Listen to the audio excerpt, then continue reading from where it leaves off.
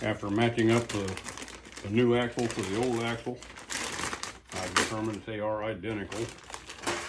This is an aftermarket axle from Caltrek. Don't know what kind of longevity we're going to get out of it. I'll run it just to fall apart. So what I'm going to do is I'm just going to lightly grease the end of it and get it prepped to slide into the rear end, the rear differential. So what I'm going to do is I'm just going to put a little bit of grease on this bad boy here, on these splines, not a whole bunch, but just enough to lessen the resistance going in. The object is to get that little circlip to seat inside the differential, and that'll hold the axle in place. I've already set one in. I'll show you how I put it in, and then I'll move to the other side and we'll start putting on the A-arm. My bushings haven't shown up yet for the A-arm, so I can't get it all done, but you'll get the gist of it here in just a minute and see where we're at. Thank you. So this is the side that we're working on, and I haven't quite decided if I'm going to swap that bearing, but I probably will. The other one was bad, so why even mess with it? Just go ahead and swap it out. All you gotta do is remove these circlips. Once I clean this up, get this circlip out, flip it over, and you're going to drive it out, race and all. You'll hit this side here. Those with a press make this so much simpler, but I don't have a press, so I got to pound it out, and it's not really all that easy. It's kind of a job. It'll come out on this end. Once you get that done, this axle came with the bearings with it installed, not installed, but included, and that's what your new bearing looks like. Pretty solid construction. I don't see any issues with them so far. They're identical both sides. I don't think it matters which way it goes in. You can't grease these conventionally with a grease gun. They do sell a tool. It's a bearing greaser that you can get online.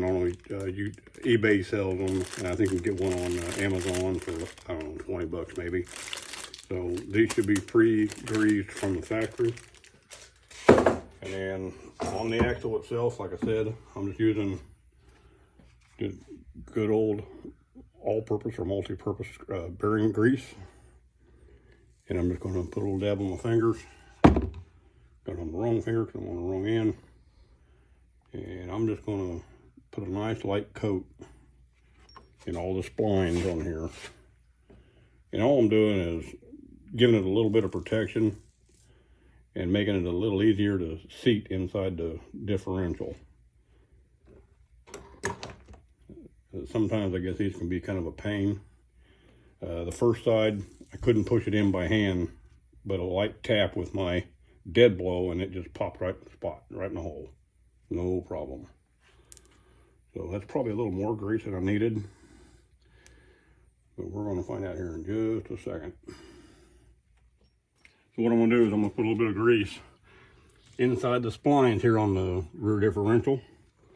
And like, again, I don't want to overkill, but I just want to make it so that it's got some protective grease in here to help prevent the rust and all that good stuff. So nothing crazy, just get it lubed up a little bit. That's all we're going to do with it. And I'm going to try to just simply line the splines up with there. See if I can press it into place. If not, then I'm going to give it just a little bit of persuasion, and we'll kind of go from there. I left the castle nut on here to kind of protect the end of this, but I'm using a rubber dead blow, so it shouldn't hurt it. Make sure your brake lines are out of the way. And the idea is to line the splines up, and they're lined up. Try to grab on to something here and get it to push. And of course, you ain't going to push in, so we're going to try and persuade it again. Come around the other side of me. I'm trying to do it this way.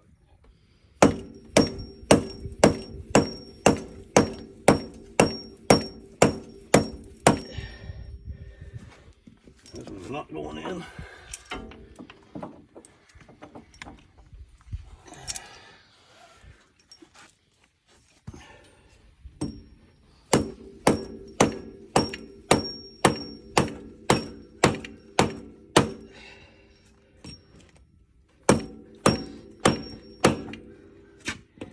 Just cut.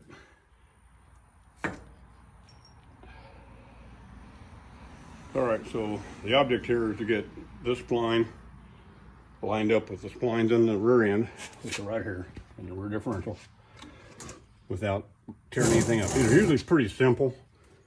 Sitting on jack stands may be a little difficult because I don't have an overhead crane out here.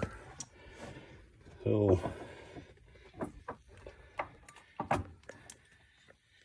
I'm in line with it. Come around the other side of me. Come around the other side of me.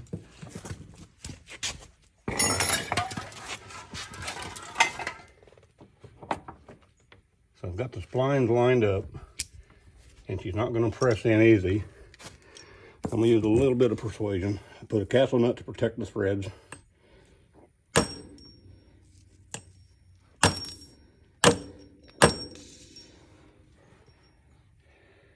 And like that, she's in.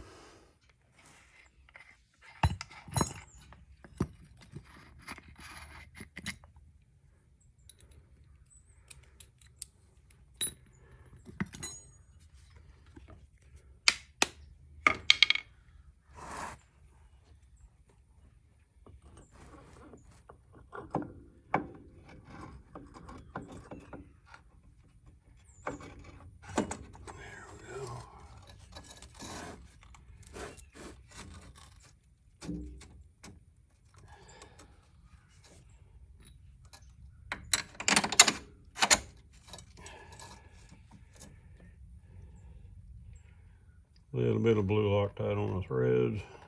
Never hurt nobody.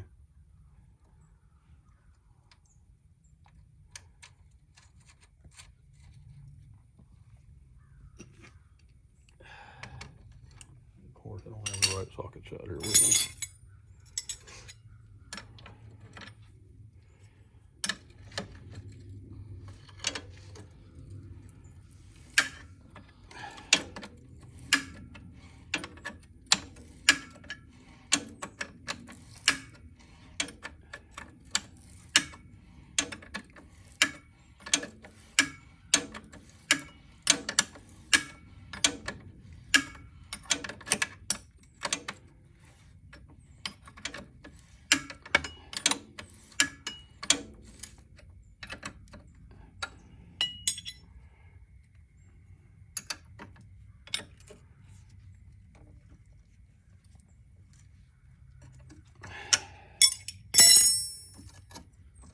Yep, looking good.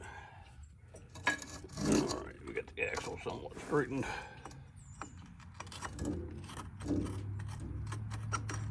And she's in.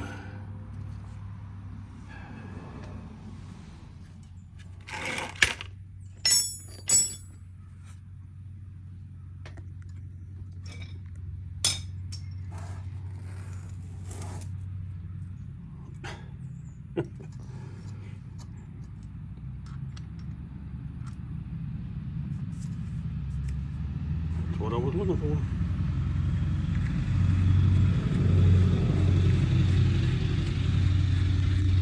Again, we're not going to have this snugged all the way up. I want to have a little play to put them bushings back in.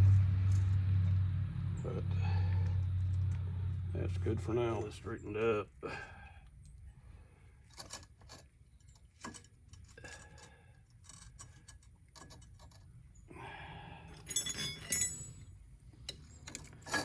And this is going to be a 9/16 on the top, and use a 5/8.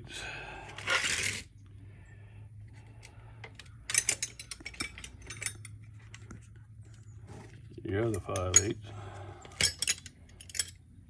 on the bottom, right there.